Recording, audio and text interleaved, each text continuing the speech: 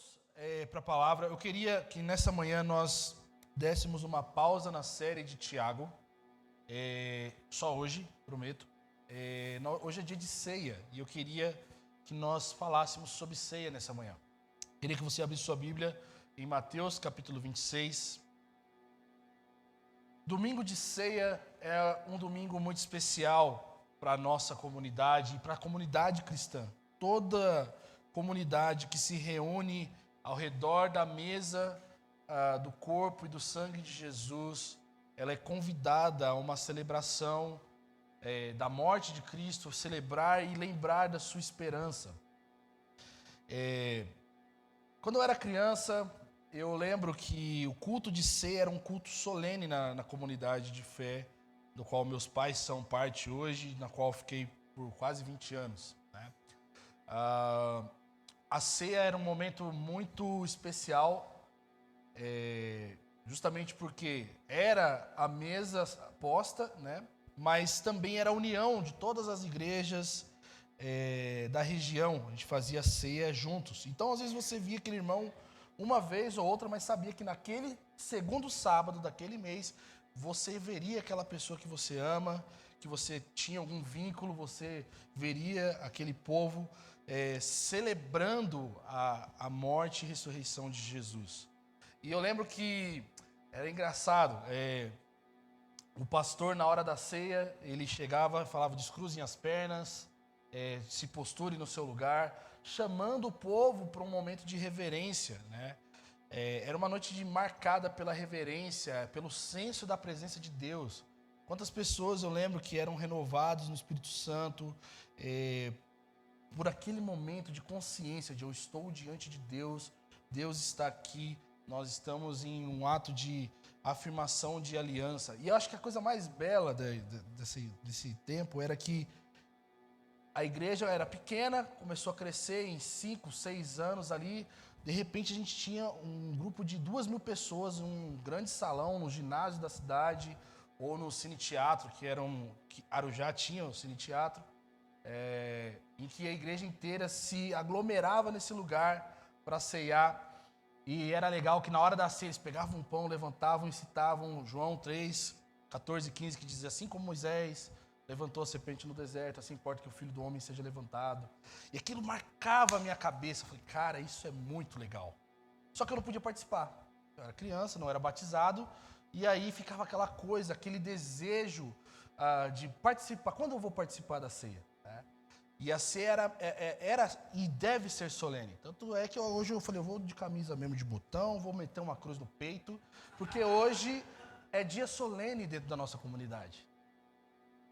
E eu queria falar justamente isso, esse ato de nós estarmos reunidos na mesa do Senhor, por muitas vezes por conta da secularização, por conta das paredes pretas em igrejas que talvez agora você não tem mais as pessoas que fazem o pão da ceia, você compra no Mercado Livre. Toda essa questão, né, de banalização, ela entrou nos nossos corações, às vezes a gente não vê a mesa do Senhor como deveríamos ver. E hoje o meu convite para você é justamente para relembrar isso. A ceia do Senhor é a nossa memória. A memória da morte e crucificação de Jesus, mas também a memória da nossa esperança. E Jesus, no capítulo 26, ele está com seus discípulos. No versículo 26, eles já estavam reunidos, assentados à mesa. Jesus já tinha falado que um deles iria me trair. Judas já tinha metido o louco e falou: será que sou eu, Senhor? Né? E aí Jesus, no versículo 26, diz: enquanto comiam, Jesus tomou o pão e, abençoando-o, partiu e o deu a seus discípulos, dizendo: tomai e comei, isto é o meu corpo. E tomando um cálice, rendeu graças e o deu a eles, dizendo: bebei dele todos, pois isto é o meu sangue, o sangue da aliança derramado em favor de muitos para perdão de pecados. Mas digo-vos que desde agora não mais bebereis deste fruto da videira, até aquele dia em que beberei o vinho novo convosco no reino de meu Pai. Bom, a ceia, ela é uma... Ela tem como referência o jantar da Páscoa.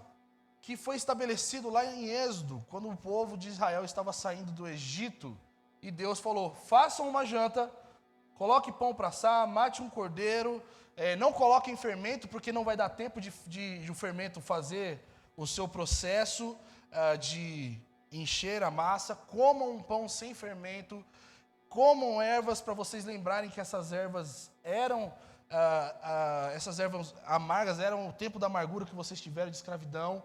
Matem um cordeiro, comam esse cordeiro, que amanhã vocês estão pegando a estrada e estão saindo fora desse lugar. E aí, esse jantar, ele ficou como um memorial para o povo de Israel, a lembrar desse dia em que o Senhor agiu poderosamente, tirando eles da terra do Egito. E Jesus, ele está ali novamente com seus discípulos, talvez a sua vida inteira ele fez isso, tanto na sua casa como criança, porque isso era a tradição do povo judeu, mas ali naquele último jantar com seus discípulos, ele torna esse jantar especial, porque esse jantar, ele toma uma liturgia e uma mensagem diferente. Até ali, era um jantar de Páscoa normal, eles estavam com o seu mestre, Jesus estava ali com eles.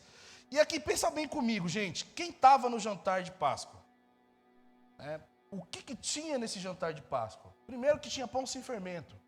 Pão sem fermento, que era algo central nessa refeição, mostrando que nós não estávamos com tempo para ficar mais tempo no Egito, né? E Jesus, ele usa esse pão para simbolizar o seu corpo, e nós vamos falar um pouco mais sobre isso. Existia vinho também, o vinho que era uma bebida de celebração, que é usado por Jesus para símbolo do seu sangue. Existiam ervas amargas para lembrar da amargura da escravidão do Egito, que é parte intencional e tradicional do jantar de Páscoa. Existia um molho de ervas, algo ali que temperasse aquela comida toda, que é citado até mesmo em João capítulo 13. E existia também normalmente um cordeiro pascal assado, embora no texto que nós estamos e também nos outros evangelhos não é citado a presença do cordeiro pascal. Mas, via de regra, ali estava tendo um jantar de Páscoa e Jesus estava com seus discípulos celebrando essa noite judaica. Só que quem estava de pessoas sentado na mesa? Nós temos Pedro.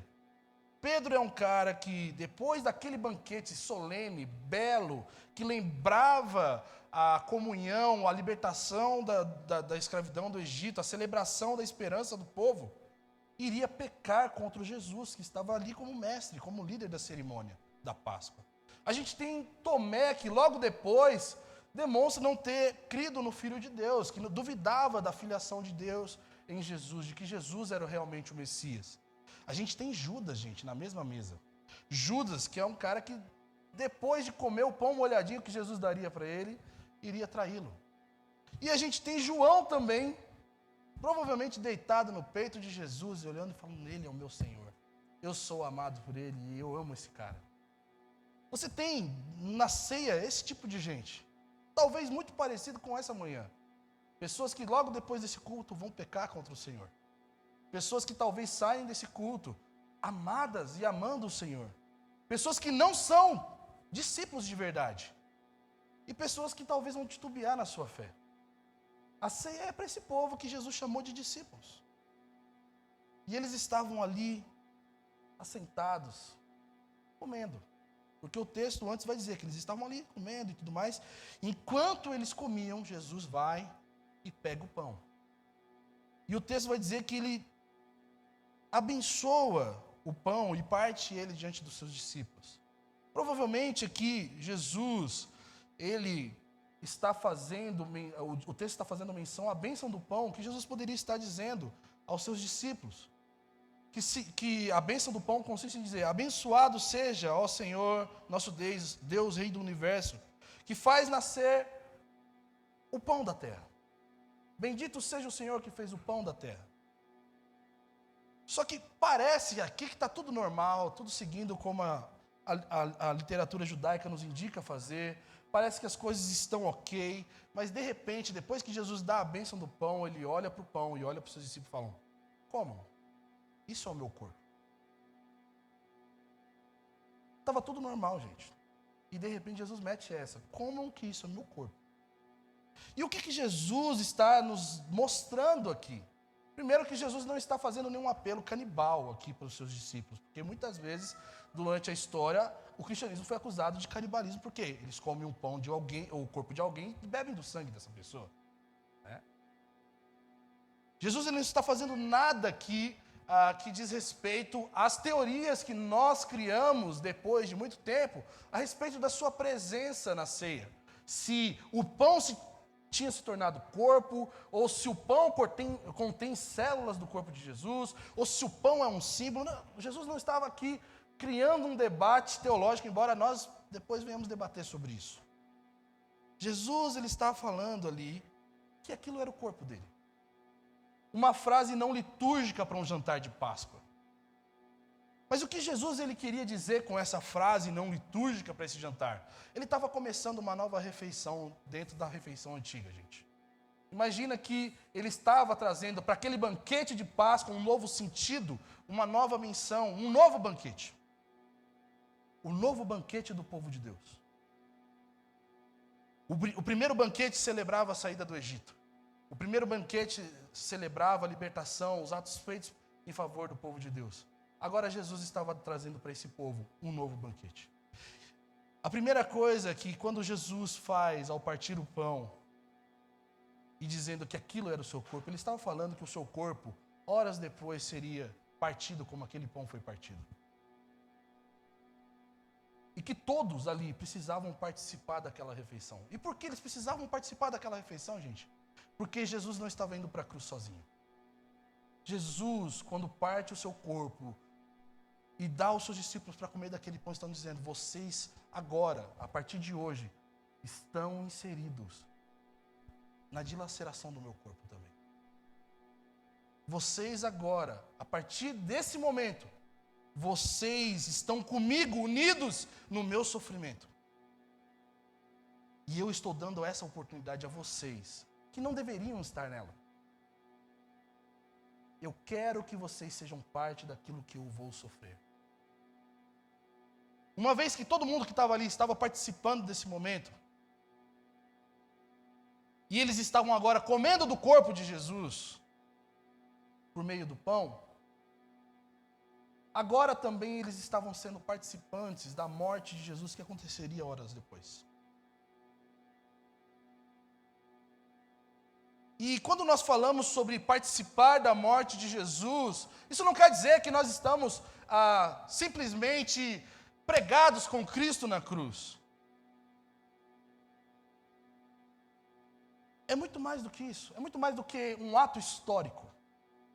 É muito mais do que um marco na fé cristã, mas uma realidade, meus irmãos, de que agora nós morremos em Cristo e participamos das benéfices que essa morte gera para nós, por Cristo ter morrido em nosso favor. Cristo nos levou consigo para a cruz, e nós estamos unidos a Ele por causa desse ato. E agora, o castigo que era sobre nós está sobre Cristo, mas nós somos participantes não do castigo dele, nós somos participantes da benéfice que Ele provê por meio desse castigo. Jesus não foi para a cruz sozinho, mas por meio desse ato, comam, isso é o meu corpo, Ele está levando cada um daqueles que comem do pão a estar com Ele na cruz. A dizer: eu não estou mais vivendo para a minha vontade. Eu não estou vivendo mais para mim mesmo, eu estou vivendo a vida que o Filho de Deus carrega. E esse apelo, comam isso ao meu corpo, é algo muito complicado. Por quê? Parece algo que é metafórico, filosófico, poético. E o que Jesus está promovendo aqui para os seus discípulos é algo muito importante. Se submetam à cruz, se submetam à morte que eu estou propondo, que eu vou viver e que vocês também precisam se submeter. Se submetam ao novo estilo de comunhão que não fala mais sobre um ato do passado, mas algo que estou fazendo hoje em favor daqueles que são meus discípulos. Agarrem a isso, se agarrem a isso. Jesus, ele estava ali, meus irmãos, já que o texto inibe a realidade de um possível cordeiro. Jesus está falando, olha, vocês não precisam mais do cordeiro da antiga aliança. Eu sou o cordeiro de Deus. Diante de vocês eu falo, venham e participem da minha realidade. Sejam unidos a mim por meio dessa refeição. Se submetam à nova ordem, que não diz respeito a vocês a saírem de um país e ir para outro, mas a de entrarem num reino, de saírem de um reino caído e entrar num reino vindouro. É isso que Jesus estava dizendo. Jesus estava dando a oportunidade para cada um daqueles discípulos se tornarem participantes do seu sofrimento, da sua dilaceração. E ser participante da morte de Jesus, meus irmãos, não é uma questão de carregar, fazer Opus Dei. É crer na realidade que a morte de Cristo nos traria bênção, nos traria conforto. O corpo de Jesus, moído na cruz, estava moendo a nossa pecaminosidade. Por isso que Jesus fala, comam isso ao meu corpo. Comam, se apeguem a isso. Façam parte desse momento. Não seja afastado dessa realidade. Se você é meu discípulo, coma, porque quando você come, você está indo comigo para o Calvário. E você indo comigo para o Calvário, está fazendo com que a sua pecaminosidade seja crucificada junto comigo, e você viva a bênção de ser filho de Deus, como eu sou um verdadeiro filho de Deus. A refeição da Páscoa, meus irmãos, era essa refeição associada à libertação do povo da antiga aliança, que aguardava o verdadeiro libertador do cativeiro do pecado. Cristo, quando dá o pão e diz, isso é o meu corpo, Ele está dizendo não somente que... Ele está dizendo que somente Ele somente, por meio da sua autoridade, por meio do seu senhorio, Ele sendo o Criador, a primazia de todas as coisas, tendo a primazia de todas as coisas, sendo o Senhor sobre todas as coisas, Ele era o único que poderia dizer ao pecado e à maldade que eles não teriam mais poder sobre o povo de Deus. E que aqueles homens que estavam naquela noite, estavam provando da libertação da tirania, do pecado e do mal, assim como Israel estava saindo do Egito, sendo liberto da tirania de Faraó. Jesus era o único que poderia fazer isso pelos homens, e Ele fez, meus irmãos. Eles estavam comendo o pão da aflição, porque o pão asmo da Páscoa apontava para esse pão da aflição não ter tempo para fermentar, gente. Imagina o coração do povo. Gente, a gente tem que comer logo porque amanhã a gente vai embora. É um misto de sentimento, porque a gente quer celebrar, mas a gente não tem tempo para celebrar. Porque isso aqui é um marco de que nós fomos afligidos todo esse tempo, nós não teríamos nada nesse lugar e Deus está sendo favorável a nós. Esse pão da aflição aqui, meus irmãos, não estava apontando para o passado do Egito, mas sim para os próximos momentos de aflição que Cristo iria sofrer em nosso favor. O pão da ceia não tem nada a ver com o Egito, mas tem com a aflição de Cristo, fazendo a gente ser liberto do Egito do pecado. E isso custou a aflição do Filho de Deus. Isso custou o sofrimento do Filho de Deus. E quando Jesus fala, comam dele todos, Ele está fazendo a gente lembrar de onde nós fomos tirados, meus irmãos. Nós fomos tirados de uma sentença de morte. Nós fomos tirados da certeza da morte eterna. Nós fomos tirados da certeza de que nós só iríamos produzir mal e mal e mal, vez após vez. Nós fomos tirados desse ciclo maligno que nos leva à malignidade, que nos leva a ser inimigos de Deus. Mas o corpo de Cristo nos uniu a Ele. O corpo de Cristo nos fez o povo dEle. O corpo de Cristo nos fez agora provar das benéfices da morte de Cristo na cruz. Comam, isso é o meu corpo. E Jesus continua dizendo, bebam dele todos. Ele pega o cálice, levanta diante dos seus discípulos e fala, vamos beber desse cálice. E o que isso significa? Além de significar o sangue de Jesus, porque Jesus deixa claro, ó, o cálice significa o meu sangue. Jesus, ele dá de beber esse cálice a todos os seus discípulos. E tradicionalmente, dentro do jantar de Páscoa, os judeus eles tomavam 4 cálices de vinho. E o terceiro cálice é conhecido como cálice da bênção, que era servido no jantar de Páscoa para lembrar da promessa de remissão e de resgate do povo de Deus. No jantar de Páscoa, nós trazemos à memória as 4 promessas que Deus faria, que queria cumprir a Israel, e que ele promete em Êxodo capítulo 6, do versículo 6 a 8, que diz assim: por isso, dize aos israelitas, eu sou o Senhor. A primeira promessa ele vai dizer: eu vos tirarei do trabalho forçado dos egípcios. Deus liberta o povo da escravidão. Deus tira o povo do cativeiro dos egípcios. A segunda promessa é: eu vos livrarei da escravidão e vos resgatarei com um braço estendido e com grandes feitos de juízo. Deus aqui prometendo que iria fazer com que o Israel saísse do Egito de maneira sobrenatural. A terceira promessa do cálice da bênção, que é conhecido como cálice da bênção, que é prometida ali em Êxodo, é: eu vos tomarei como meu povo, e eu serei o vosso Deus.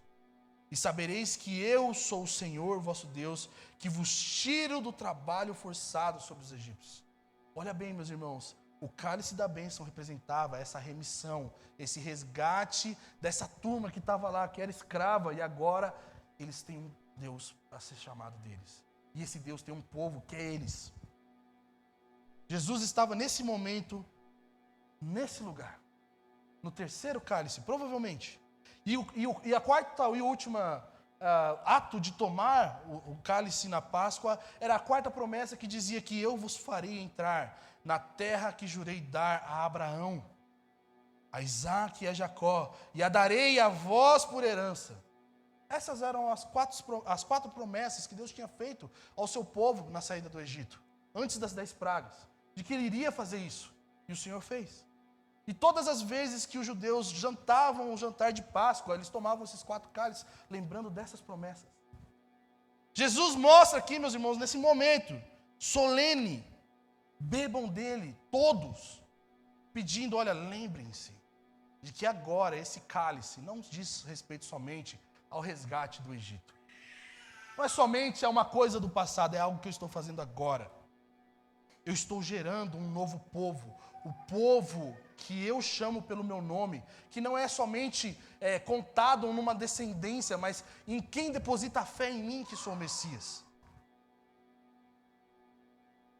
Jesus está mostrando que aqueles 12 homens foram os primeiros frutos de muitos frutos que viriam, porque aqueles homens criam verdadeiramente que ele era o Filho de Deus. Mesmo com todos esses problemas que nós citamos, no final todo mundo confessava: não, Jesus é Deus. No final, Tomé acreditou que Jesus é Deus. No final, Pedro se consertou com Jesus.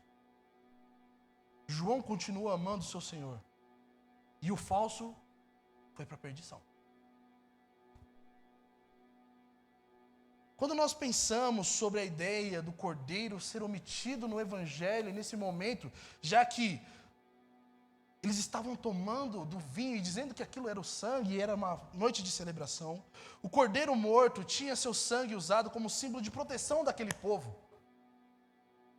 E a falta do cordeiro, talvez, naquela noite, está dizendo que eles não precisavam mais de um cordeiro para protegê-los, porque eles tinham Jesus, o Cordeiro de Deus. O cordeiro pascal era morto no lugar do primogênito da casa. Por quê? Quando nós vamos lá para Êxodo, no capítulo 12, a orientação é: mate um cordeiro, porque quem não tiver sangue na porta vai ter o seu primogênito morto. E naquela noite os discípulos estavam diante daquele, o unigênito de Deus, que morreria no seu lugar. Na ceia, os discípulos puderam entender, meus irmãos, e nós também podemos entender, que o Cordeiro de Deus, ele substitui os cordeiros falhos que nós muitas vezes tentamos colocar para justificar a nossa pecaminosidade. De que aquele método antigo da antiga aliança não era suficiente para perdoar os pecados e trazer realmente a recompensa de resgate daquele povo para Deus. mas que Deus tinha provido para si um cordeiro, o seu filho, que estava fazendo aquilo por aqueles homens pecadores inconstantes. Aquela noite não precisaria de mais um cordeiro para fazer alusão à aliança antiga, mas Cristo com seu sangue, o sangue da sua aliança, ou como Paulo vai chamar da nova aliança, ou como o autor de Hebreus vai dizer, aliança superior, que era a aliança de Cristo. Ele estava pronto para proteger eles da morte dos primogênitos. Ele estava ali derramando o seu sangue, dando o seu sangue em favor daqueles homens que estavam naquela casa, naquele cenáculo, comendo e bebendo com o próprio Cordeiro de Deus. Esse sangue que fala sobre a libertação do povo de Deus, agora Cristo está falando, este é o meu sangue que liberta vocês do poder do pecado e leva vocês à presença de Deus. A aliança, ou a nova aliança que é citada por Paulo em 1 Coríntios 11, era do povo de Deus receber o Espírito de Deus para conduzi-los em obediência à sua lei, como a gente vai ver em Jeremias 31. A promessa de nova aliança, meus irmãos, era: eu vos darei um novo coração, eu vos darei o meu Espírito para que eles me obedeçam. E o que Jesus está dizendo, para que vocês vivam diante de Deus, obedecendo e tendo Deus morando em vocês, tendo o Espírito, precisa do meu sangue. Precisa que eu morra em favor de vocês. Precisa que eu substitua vocês no Calvário. Precisa que vocês se agarrem com firmeza ao meu sacrifício, que vai proporcionar Deus morando em vocês. Uma das características da aliança que era prometida em Jeremias era justamente, meus irmãos, o selo do Espírito, que Paulo vai falar em Efésios como o selo de pertencimento desse povo. De que somos povo de Deus, porque não estamos comendo e bebendo, mas porque temos o Espírito de Deus em nós.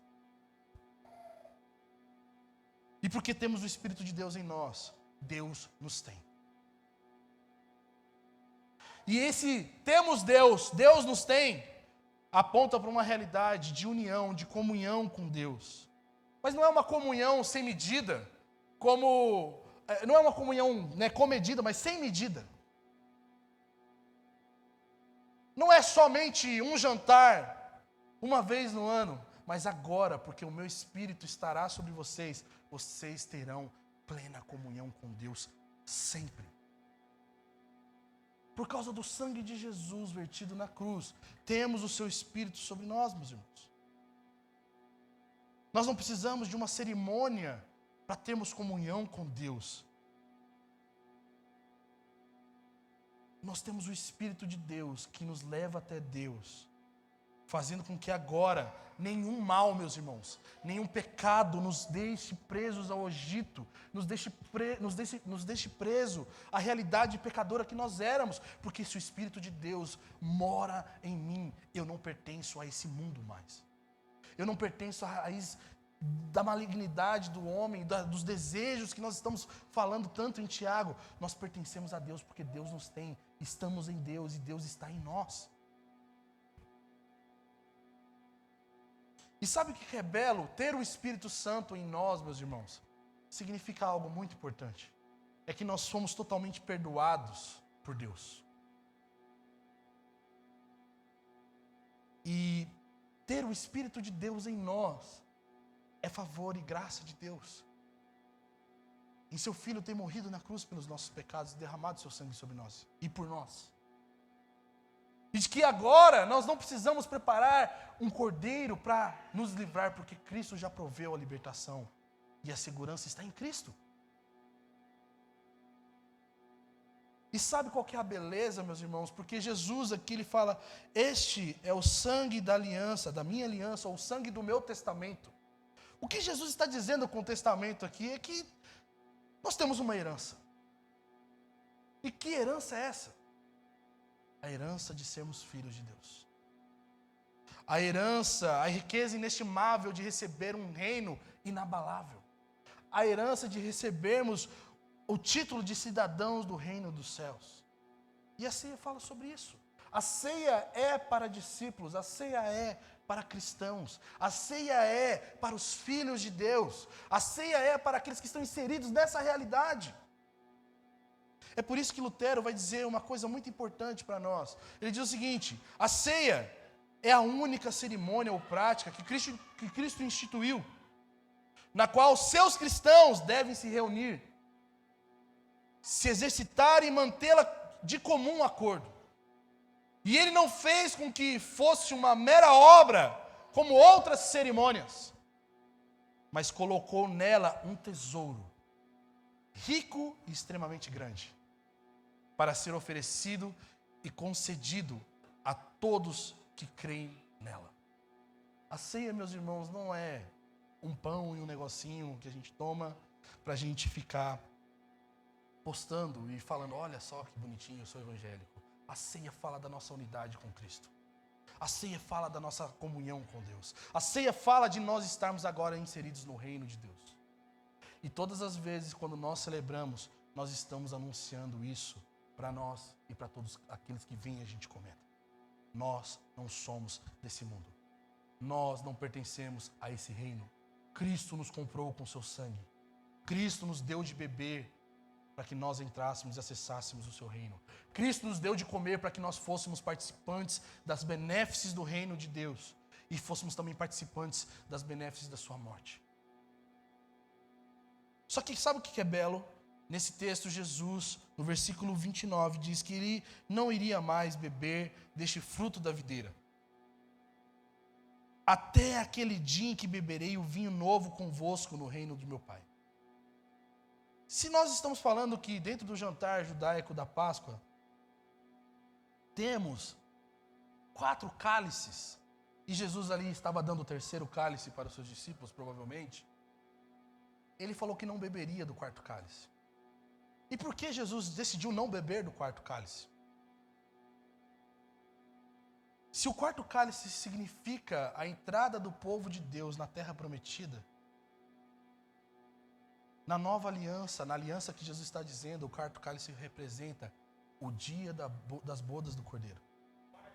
O dia em que ele vai beber e todos nós beberemos o vinho dos novos céus e nova terra. Jesus mostra aqui, meus irmãos, que nós já estamos dentro dessa aliança, de que nós fomos perdoados por esse pecado.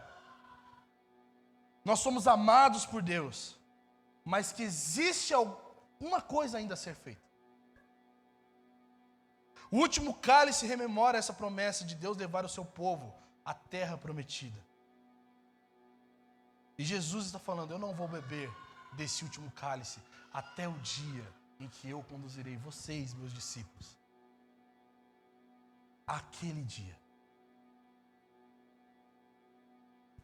Jesus está nos mostrando, meus irmãos, um novo banquete, que não fala do passado, mas fala da nossa esperança futura. Na ceia, normalmente, nós lembramos da morte de Cristo, nós lembramos do sofrimento de Cristo, mas a ceia também nos lembra que existe ainda uma mesa que nos espera, a mesa do reino dos céus. Nós já podemos celebrar ela hoje, aqui nessa manhã, com a realidade do perdão dos nossos pecados, com a realidade de que nós já estamos inseridos nesse reino, de que o sacrifício de Jesus foi completo e efetivo em nosso favor. Mas haverá um dia em que nós vamos tomar do 4º cálice com Ele. E o 4º cálice é o 4º cálice que significa o cálice de Halel, que é o 4º cálice, o cálice de júbilo, o cálice do louvor, o cálice da alegria.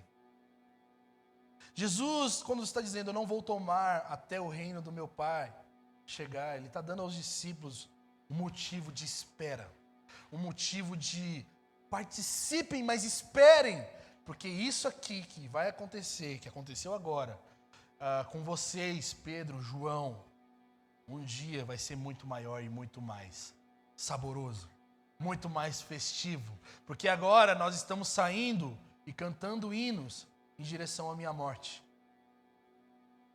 Mas um dia nós cantaremos, porque todos nós estaremos ressurretos diante de Deus.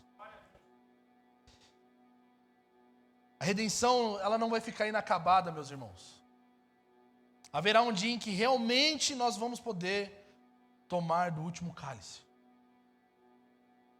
E aí a gente vai poder cantar os cânticos de alegria que eram entoados na noite de Páscoa, conhecido como os cânticos de Halel, que normalmente pode ser entre Salmos 111 e 118. Nós vamos poder cantar com alegria e plena certeza, não somente como algo profético, mas uma realidade cumprida, de que bendito seja o nome do Senhor, desde agora e para sempre, porque nós já estamos na eternidade. Nós vamos poder cantar não a nós, Senhor, mas ao seu nome da glória, porque o Senhor é amoroso e o Senhor é fiel. Nós vamos poder dizer às nações ao redor do mundo, naquele grande dia: louvem ao Senhor todas as nações, exaltai todos os povos, porque o seu amor para conosco é grande e a fidelidade do Senhor dura para sempre. Nós vamos poder dizer: olha, Ele tinha prometido que Ele não nos deixaria órfãos, e Ele cumpriu. O seu Espírito esteve conosco em toda a peregrinação. Nós estamos naquele dia, o dia que Ele falou que Ele vai tomar do cálice novamente. E nós vamos celebrar com Ele o cumprimento de toda a promessa que Ele deu ao seu povo, de fazer deles uma nova criação, de dar a eles corpos glorificados, corpos incorruptíveis. Meus irmãos, a ceia fala sobre isso, da nossa esperança em ter o nosso corpo transformado, de ter a nossa mente cheia da plenitude de Deus e poder dizer que os nossos pensamentos agora não são mais atacados com pensamentos intrusivos da pecaminosidade, porque Deus cumpriu a sua promessa em nós. Quando nós falamos sobre Maranata, nós não estamos cantando só mais uma música, um jingle. Nós estamos falando da nossa esperança. Nós estamos falando da realidade que nós esperamos, porque já nós fazemos parte dela, meus irmãos.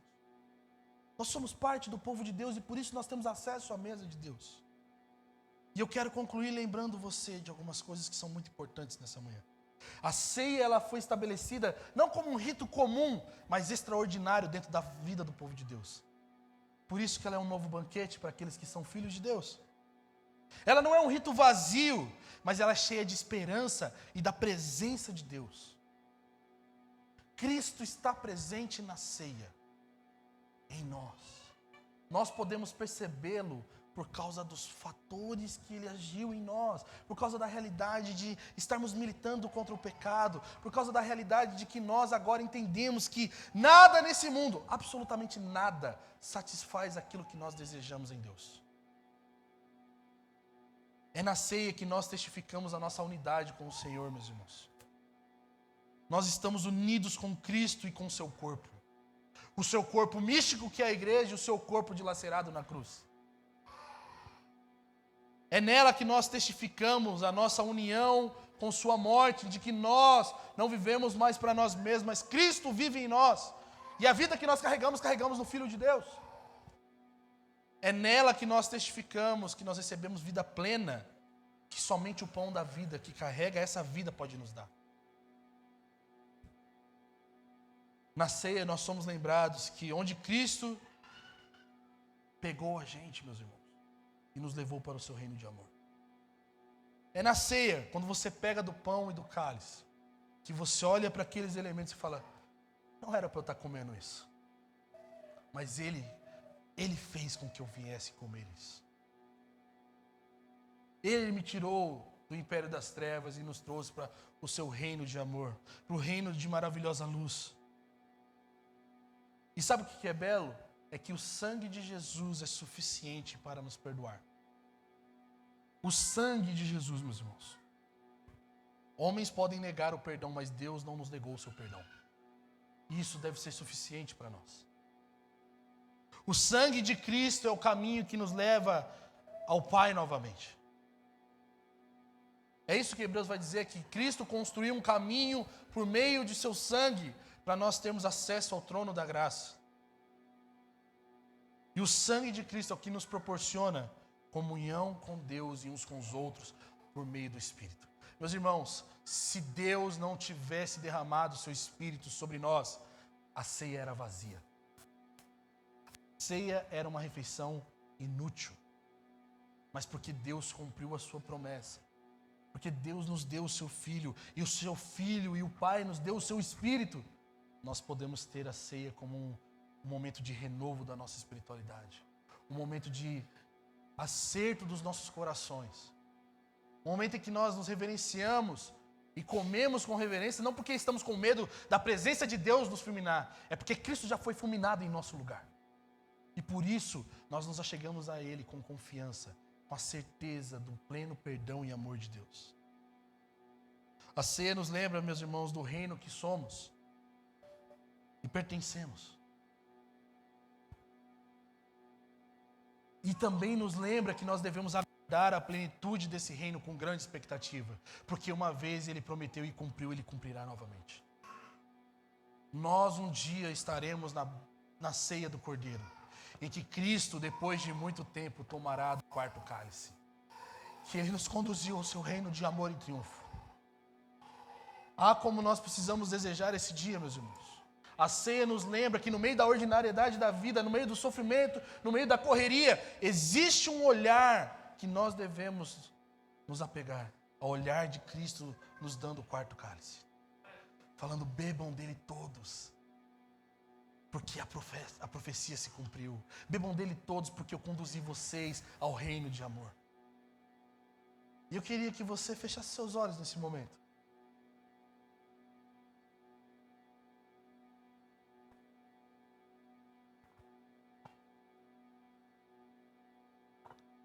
Muitas vezes, nesse momento de ceia, nós fazemos aquilo que Paulo fala: examine, pois, o homem a si mesmo. E a gente fica procurando: Deus, será que eu falei palavrão? Será que eu menti? Será que eu roubei? Será que eu fiz alguma coisa? E nós esquecemos que muitas vezes a falta de esperança no Senhor também é um pecado que nós devemos nos arrepender. A falta da consciência da presença de Deus é um pecado que nós devemos nos arrepender nessa manhã. A falta de senso de pertencimento ao corpo de Cristo é algo que nós precisamos nos arrepender. Muito mais do que aquilo que a moralidade cristã aplica a nós, o Senhor nos chama a ter esperança, fé nessa manhã. Antes de nós servirmos a ceia, eu quero que você tire esse tempo pedindo ao Senhor: Senhor, renova a minha esperança no seu dia. Renova a minha certeza de que eu sou perdoado em Ti, Senhor. De que não existe mais nada que nos separe do seu verdadeiro amor. Porque muitas vezes nós podemos ser como Pedro, que depois desse momento nós saímos e pecamos.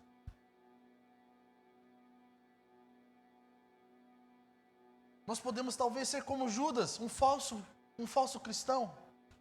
E nessa manhã o Senhor nos confronta a lembrar que a ceia é realidade presente da presença de Deus. A ceia é a realidade que nós temos do apontamento futuro que nós esperamos. E nós temos que esperar. A vida não é sobre ganhar dinheiro, conquistar coisas e fazer família, e no final você ter um cachorro e uma chácara para você administrar. A vida é sobre viver para a glória de Deus e esperar pelo seu grandioso dia. A vida é sobre a glória de Deus e sobre nós sermos afetados por essa glória, meus irmãos, todos os dias, porque o seu Espírito mora em nós. Senhor, nessa manhã eu oro pedindo o seu favor sobre nós, Deus. Ajuda-nos a perseverar em Ti, Deus. Ajuda-nos a olhar, Deus, com expectativa para o seu retorno, Deus. Senhor, talvez durante esse mês inteiro nós esquecemos que um dia o Senhor voltará. Nós sequer lembramos do seu grande dia. Mas nessa manhã, lembra-nos, Deus, que nós pertencemos a um dia, o seu dia, Deus. Senhor, nessa manhã, lembra-nos, porque muitas vezes nós esquecemos que foi o seu perdão, o sangue vertido na cruz, a sua morte, o seu favor sobre nós, que nos fez seu povo, Deus. Lembra-nos nessa manhã, Senhor, que não foi por coisas banais, não foi com coisas passageiras que nós fomos comprados, mas pelo seu precioso sangue, Deus.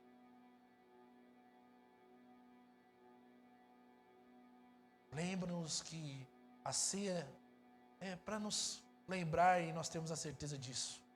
Nós somos salvos, nós somos o seu povo. Nós somos aqueles que o Senhor chamou e está conduzindo para o seu reino de amor. Para novos céus e nova terra, Senhor. Para a nova Jerusalém. Nós somos o seu povo que está sendo levado a isso, Senhor. Se existe falta de fé no nosso coração nessa manhã, Senhor, encha-nos de fé. Se existe malignidade nos nossos corações, lembra-nos que o seu sangue precioso foi suficiente para nos limpar disso, Senhor.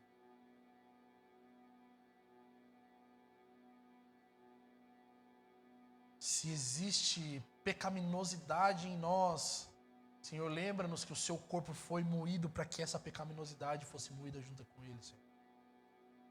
Livra-nos dessa manhã.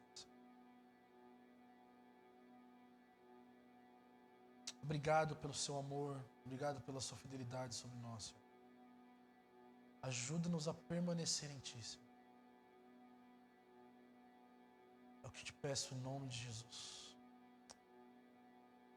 Uma das coisas que nós aprendemos na tradição cristã é que esse momento é um momento de nós posicionarmos o nosso coração na realidade dos céus, na Nova Jerusalém. Queria que você, nesse momento, se você quiser, mais um tempo orar em silêncio, mas posicione o seu coração nesse lugar. Eu estou na presença do Deus Todo-Poderoso. Eu estou diante de Deus. Eleve o seu coração agora à realidade do reino vindouro de Cristo Jesus. Enquanto o louvor se posiciona aqui, faça isso no seu lugar.